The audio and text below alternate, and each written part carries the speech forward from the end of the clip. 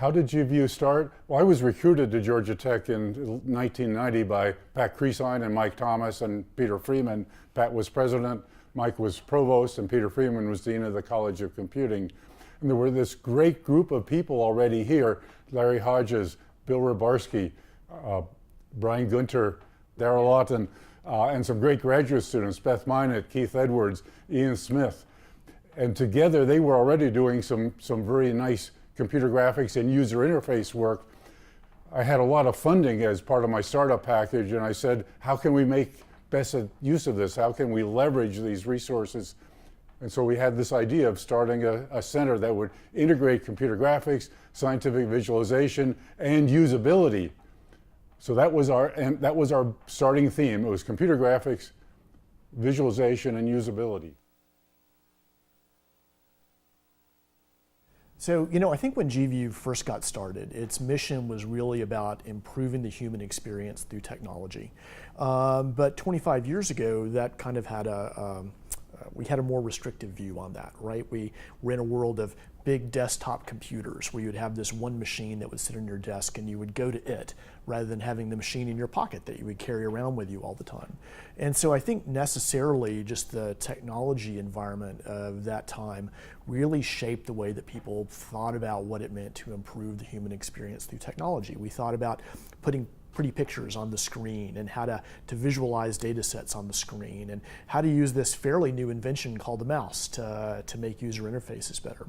So I think the biggest change has really been that in the past 25 years, computing has moved from being just this box that sits on a desk to really permeating everything about our lives, right? We have computers on us all the time, and often multiple computers. And it's really woven into the fabric of everything, into education, into play, into health, into every aspect of the way that we live our lives.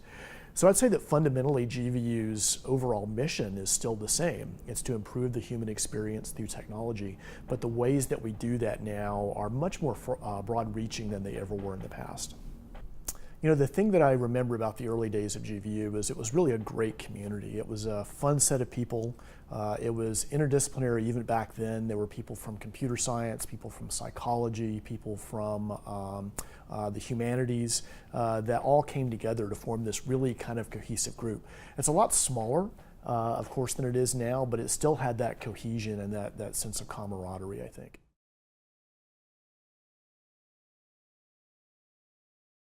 So I was here when before GVU, I was part of the committee that interviewed Jim Foley for the job. And I remember the very first days of him arriving, the excitement and putting together the first lab, the first showcase, the convocation. It was just a tremendous time for so many people across campus to come together under one mission. So when GVU started, there was this interest of bringing together the world of graphics and the world of how things looked on the screen with the world of interaction. And to do that well, we needed expertise in design and psychology and computing. And GVU was the first effort on campus to bring all of those people to the same table. The rapid evolution of GVU has followed the technologies. When we first started, we were all in a freezing cold lab with a bunch of SGI machines that needed tremendous amounts of air conditioning. So the graduate students were always bundled under rugs and blankets to stay warm. The technology has changed so much during that time frame, and the impact of GVU has been to foster that dynamic and creative environment. And I think our best impact has been our students out in the world. They've gone to other universities and taken GVU spirit with them.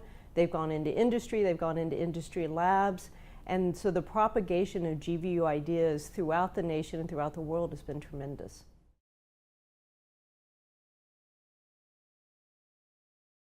Yeah, so I was one of, I think, the founding GVU faculty members, and I think I'm the only one who's still here. So it was people like Al Botter and Larry Hodges and Bill Rybarski who were here at the time. And I got here, and there was a growing interest in things kind of, graphicsy, human related. I did some visualization work. and it just kind of came all together. And we thought about kind of just a shared interest in putting together an idea of a group or a center. At first we were called VGU. Not a lot of people know that. It was called that. Everybody loved Jim.